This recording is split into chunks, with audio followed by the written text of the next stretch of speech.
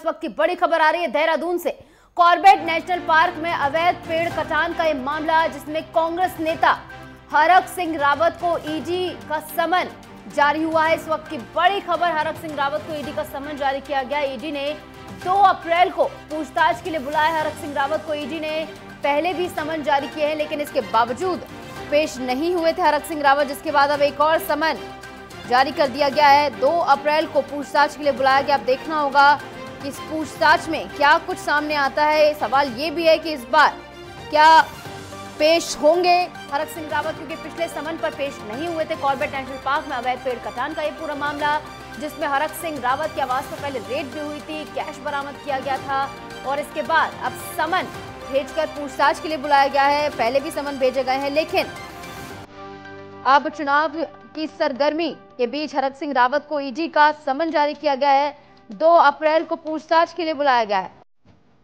आपको बता दें, कांग्रेस नेता हरक सिंह रावत के खिलाफ मनी लॉन्ड्रिंग मामले में जांच कर रही ईडी ने उन्हें नोटिस जारी किया है। 2 अप्रैल को पूछताछ के लिए हाजिर होने के लिए कहा है। अवैध पेड़ कटान का यह पूरा मामला, जहां पर एक बार फिर प्रवर्तन निदेशालय यानी ईडी जो है एक्टिव होते हुए और एक और समन भेजा गया है पूछताछ के लिए। 2 अप्रैल को पूछताछ के लिए बुलाया गया है।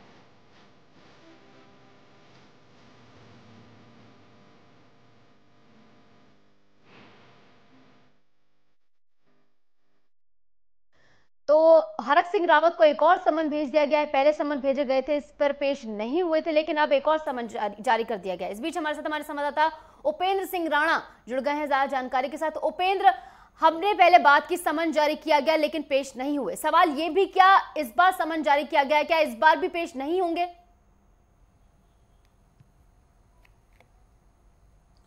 देखिए निश्चित, जिस प्रकार से पहले भी ईडी की ओर से जो है हरक सिंह रावत के कार्यालय पर जिस प्रकार से जो छापा, आवास पर जो छापेमारी जिस प्रकार से हुई थी, और इससे पहले भी जिस प्रकार से ईडी की ओर से जिस प्रकार से हरक सिंह रावत को बुलाया गया था, उस समय भी हरक सिंह रावत जो है ईडी के समन पर जो है उनसे मुलाकात करने नहीं पहुंचे थे उनके कार्यालय पर पूछताछ के लिए, और उनके द्वारा दूसरा समन जो है एक बार फिर से जो है वो भेजा गया है। 2 अप्रैल को उनको फिर से जो है प्रवर्तन निदेशालय में जो है पेश होने के जो लेकर जो है वो समन भेजा गया है। जिस प्रकार की कार्रवाई ईडी की ओर से पहले की गई थी, जिस प्रकार के आरोप उन पर है कि अवैध तरीके से जो कब्जे वहां पर किए गए थे, साथ ही जिस प्रकार से जिम कॉर्बेट नेशनल पार्क में जो अवैध पेड़ों की जो कटान है जिस प्रकार से हुई थी, क्योंकि 164 पेड़ ही वहां पर स्वीकृत हुए थे कि इन 164 पेड़ों को जो है वो काटा जाएगा, लेकिन वहां पर जो है 6000 से ज़्यादा पेड़ जो है अवैध निर्माण के तहत जो है वो काटे गए थे, जिसके बाद जो है निशानदेही पर जो है हरक सिंह रावत जो है वो आए हैं, क्योंकि उस समय वो तत्कालीन वन मंत्री थे और उनके कार्यकाल के दौरान जो है एक IFS अधिकारी भी संलिप्त थे, जिस पर जो है जिस प्रकार से ईडी की ओर से कार्रवाई जो है वो की गई थी, छापेमारी उस समय की गई थी, और विजिलेंस की टीम के द्वारा जिस प्रकार से उनको गिरफ्तार भी किया गया था। हालांकि अब जमानत के तौर पर अभी वो बाहर हैं, लेकिन उनको जो है वो जेल भी जाना पड़ा था। साथ ही जिस प्रकार से अब ईडी की ओर से एक समन भेजा गया है, पहले के समन में जिस प्रकार से वो मिलने के लिए नहीं पहुंचे थे, और अब समन ये फिर से जो है वो भेजा गया है। अब ये देखना होगा कि दूसरे समन में क्या हरक सिंह रावत जो है ईडी से मुलाकात करने पहुंचते हैं, और अगर जाते हैं तो ईडी की ओर से क्या कुछ सवालात जो है उनसे होने वाले हैं, क्योंकि इससे पहले जब उनके आवास पर छापेमारी हुई थी तो अगर पूछताछ में कुछ ऐसा पाया जाता है जिसके बाद उनकी गिरफ्तारी भी हो सकती है, क्या गिरफ्तारी का डर ही सता रहा है कि अगर वो जाते हैं पूछताछ के लिए तो क्या पता वो गिरफ्तारी हो जाए?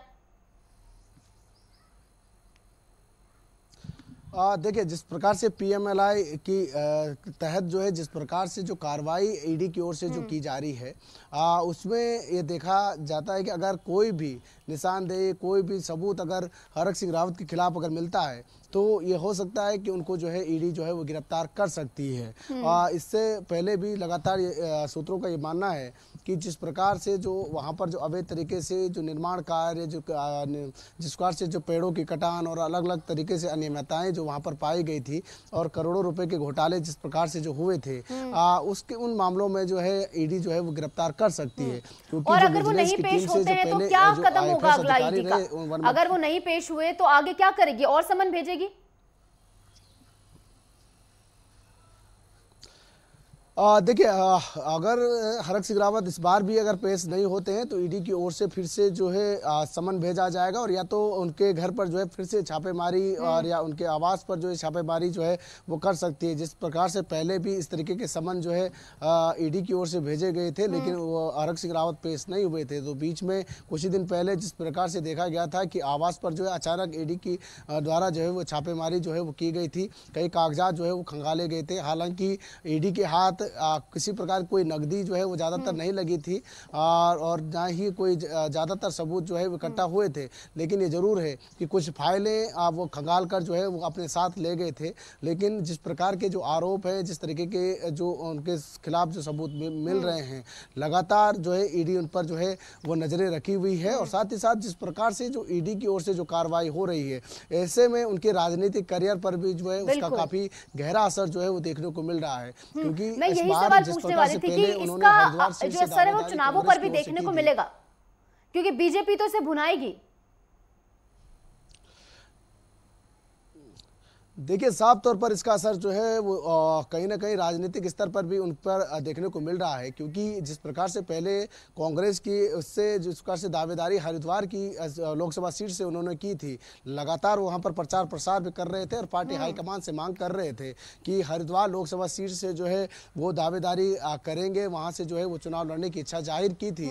लेकिन जिस प्रकार से ईडी, सीबीआई, विजिलेंस की टीम जिस प्रकार से उनके लगातार छापेमारी, लगातार कार्रवाई जिस प्रकार से जो कर रही थी, उसी का नतीजा है कि आज उनको जो है वो टिकट जो है वो नहीं दिया गया है। साथ ही साथ जो उनकी बहू है अनुकृति गोसाई, उन्होंने भी कांग्रेस पार्टी से अपना इस्तीफा जो है वो दे दिया है। हालांकि अभी किसी भी पार्टी को उन्होंने ज्वाइन नहीं किया। आगे का यानी हरिद्वार सीट से लड़ने के उनके अरमानों पर अब पानी फिर गया है, वो नहीं लड़ पाएंगे। ईडी का दूसरा समन जारी कर दिया गया, जैसे कि आपने समन जारी कर दिया गया। अब देखना होगा पेश होते हैं नहीं 2 अप्रैल को।